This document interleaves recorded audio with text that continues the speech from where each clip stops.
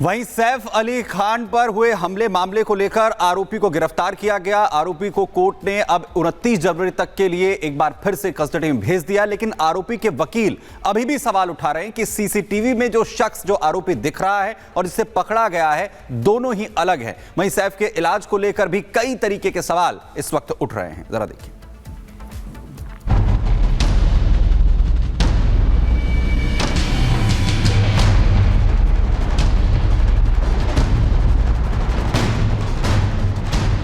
सैफ अली खान अस्पताल से 5 दिनों बाद वापस घर लौटते हैं। फिर उनकी ऑटो ड्राइवर के साथ एकदम ठीक ठाक हालत में तस्वीर सामने आती है, तो इस मामले की गुत्थी सुलझने के बजाय और ज्यादा उलझती दिखने लगती है। सवाल उठते हैं कि सैफ अली खान पर 6 बार चाकू से हमला हुआ तो सिर्फ 5 दिन में वो ठीक कैसे हो गए। सवाल ये भी उठ रहा है कि केवल 7 दिनों में ही गंभीर सर्जरी के बाद सैफ इतने फिट कैसे दिखाई दे रहे हैं। सवाल यह भी हो रहा है कि जब सैफ ठीक है तो फिर पुलिस के स्टेटमेंट से क्यों बच रहे हैं। सवाल उठाने वालों में फडणवीस सरकार में मंत्री नितेश राणे हैं। बघा बांग्लादेश पहिले काय करतात त्या मुंबईमध्ये त्या सैफ अली खानच्या घरात घुसले। म्हणजे नालायक बघा किती आहेत। पहिल्या फक्त नाक्यावर उभं राहायचे, आता घरात घुसायला लागलेले आहे। कदाचित त्याला घेऊन जायला आले असतील, हे घाट लेकी जाऊ आम्हाला जायला तो एवढा तो असा बाहेरून चालत होता। मलाच संशय राहिला का घर चाकू मारला की ह्यांनी कुठेतरी असंच ऍक्टिंग करून बाहेर निघाला, असं टुन करून असतंय ते। सिर्फ नीतीश राणे की नहीं, शिवसेना के नेता संजय निरुपम भी लगातार ये सवाल उठा रहे हैं कि कुछ तो गड़बड़ है। हमारे मन में सवाल है कि 16 जनवरी की ये घटना है और उसके बाद 6 घंटे का ऑपरेशन होता है और उसके बाद कोई व्यक्ति 4 दिन के अंदर ऐसा हंसते खेलते उछलते कूदते पहुंच जाता है। क्या यह संभव है? तो मेडिकल फ्रेटर्निटी से ही मेरा एक सवाल। नीतीश राणे और संजय निरुपम जिस तरह से सवाल खड़े कर रहे हैं, उससे पुलिस की थ्योरी पर भी सवाल खड़े हो रहे हैं। ऐसे सवालों से मुंबई पुलिस और खुद सैफ के परिवार को पर्दा उठाना चाहिए। सवाल कई हैं। करीना कपूर का घर से सैफ को छोड़कर करिश्मा के घर चले जाना, सैफ का अकेले ऑटो में अस्पताल जाना, आरोपी का घर में चोरी न करना, सोसाइटी में किसी को कानो कान खबर न लगना, ये वो तमाम सवाल हैं जो लोगों को ये सोचने पर मजबूर कर रहे हैं कि जितना आसान ये केस दिखाई देता है उतना है नहीं। लेकिन अच्छी बात ये कि सैफ अब पूरी तरह से ठीक है। लीलावती अस्पताल की मेडिको लीगल रिपोर्ट से खुलासा हुआ है कि सैफ को 5 जगह चोट लगी थी। सैफ के दोस्त जैदी ने उन्हें लीलावती अस्पताल में भर्ती कराया था। ये वो रिपोर्ट है जो अस्पताल ने पुलिस को दी है।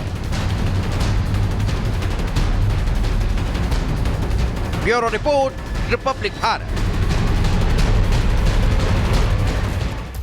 अब आपको बयान हम यहां दिखा देते हैं कि सैफ अली खान, करीना और उनकी मेड की तरफ से क्या क्या बयान यहां पर इस पूरे मामले को लेकर दिया गया है। ग्राफिक्स के जरिए हम आपको दिखाएंगे। सैफ अली खान का बयान है कि 11वीं मंजिल पर करीना मौजूद थी।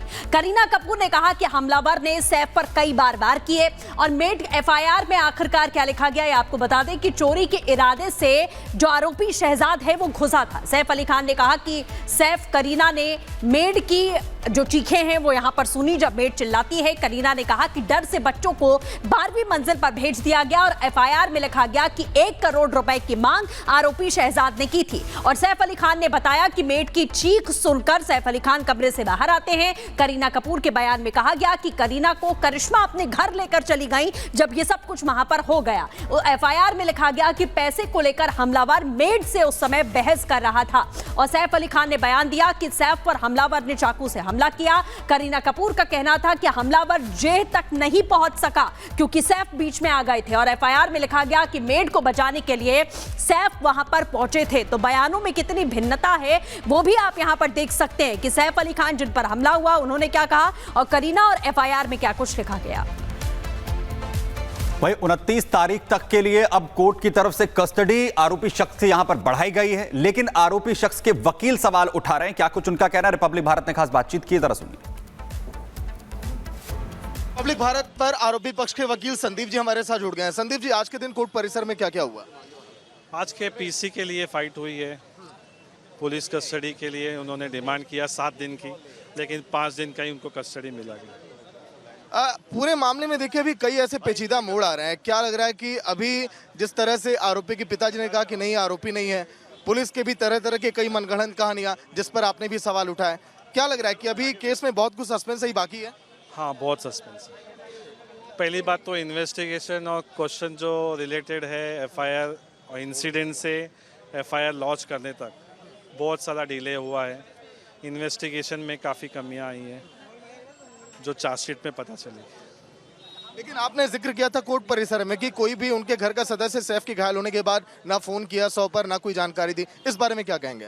क्योंकि इमीडिएटली उनको फर्स्ट एड रेमेडी दी नहीं गई है।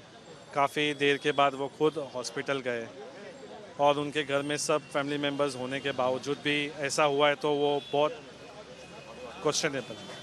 फॉरेंसिक रिपोर्ट को लेकर आप क्या कहेंगे, क्योंकि दोनों की तस्वीर की जब तुलना की जा रही है तो उसमें बहुत सारी भिन्नता पाई जा रही है।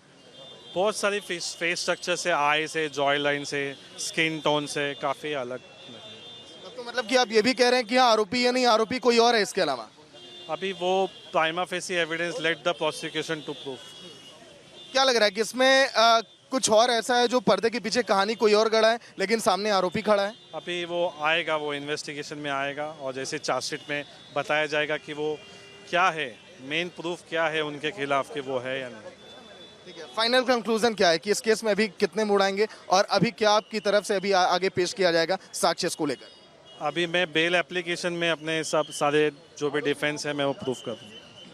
शुक्रिया। ये थे संदीप जी जो कि देखिए आरोपी पक्ष के वकील हैं, जिन्होंने कहा कि हाँ कई सारी ऐसी चीजें हैं जो ये जिक्र कर रही हैं कि हाँ ये पूरी कहानी स्क्रिप्टेड है, और इन्होंने सैफ के परिवार पर भी सवाल उठाया कि आखिर किसी ने 100 नंबर पर फोन क्यों नहीं किया, सैफ आखिर अकेले हॉस्पिटल क्यों गए। तो कई सारे देखिए सवाल हैं जो अभी अनसुलझे हैं सैफ पर जो हमला हुआ उस मामले को लेकर।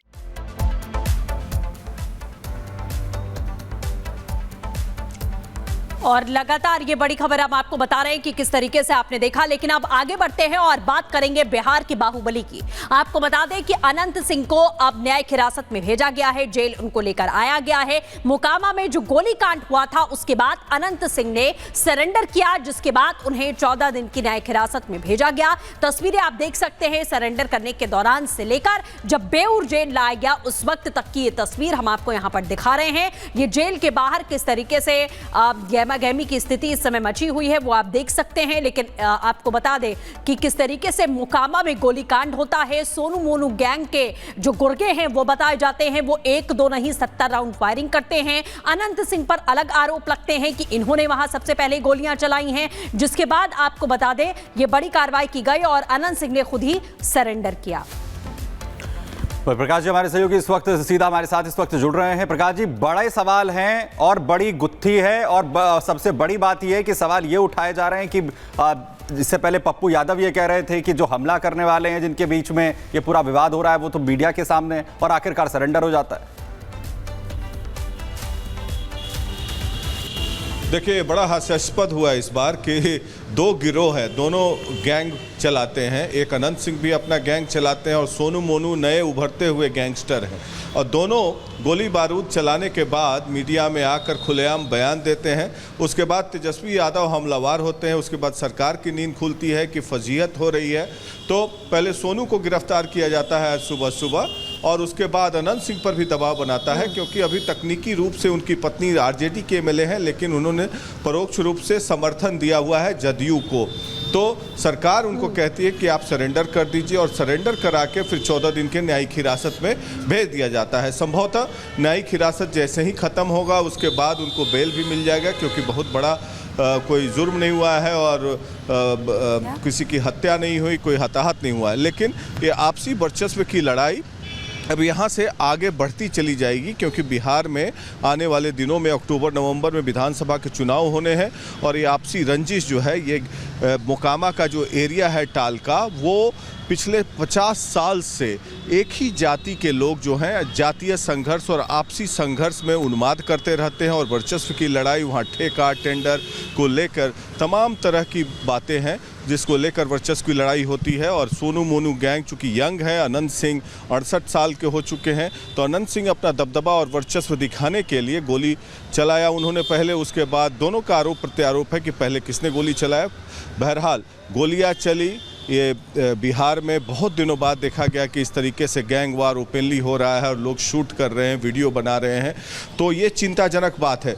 बहरहाल फिलहाल दोनों पक्षों को जेल में बंद कर दिया गया है, लेकिन ये संघर्ष उम्मीद है कि आगे भी जारी रहेगा।